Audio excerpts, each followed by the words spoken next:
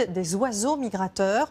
En cette période, 5 milliards d'entre eux partent se réfugier en Afrique, mais depuis quelques années, beaucoup s'arrêtent bien avant, et notamment en Israël, une curiosité touristique devenue aussi un vrai casse-tête pour les autorités. Reportage Benoît Cristal et Fabrice Hamzel.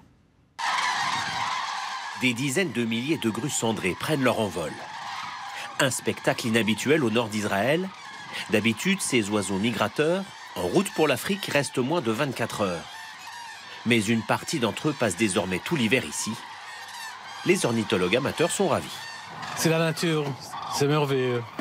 C'est impressionnant. Même sans prendre des photos, c'est impressionnant de voir et d'entendre. C'est incroyable. Beaucoup d'oiseaux restent ici au lieu d'aller en Afrique. Ils sont de plus en plus nombreux. Bientôt, ils vont repartir vers l'Europe. Le réchauffement climatique met en danger leurs habitudes millénaires. La route vers l'Afrique est asséchée, les ressources limitées. Une partie des oiseaux migrateurs reste donc au Moyen-Orient. Près de 50 000 grues hivernent ici, mais aussi des pélicans et des cigognes. Des locataires parfois envahissants, selon le directeur de ce parc naturel. Quand les grues sont arrivées, les agriculteurs ont commencé à les chasser, puis à les empoisonner pour qu'elles ne détruisent pas les plantations. Et je vous parle de l'époque où il n'y en avait que 5 ou 6 000. Aujourd'hui, il y en a beaucoup plus.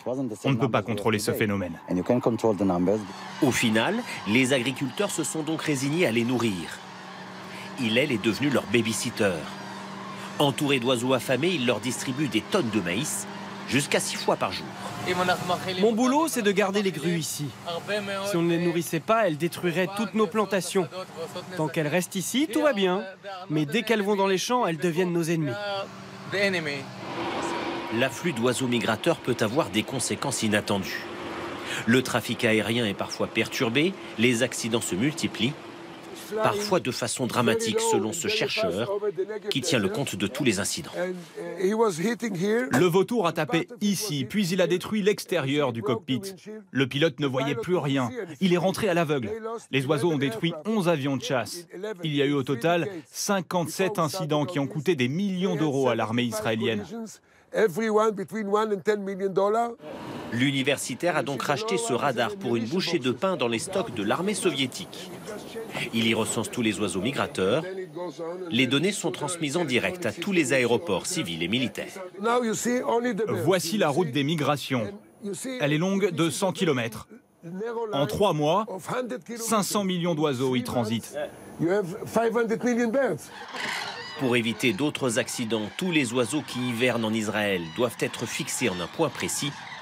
Les 3/4 des espèces qui empruntent cette route migratoire interrompent leur route dans le pays.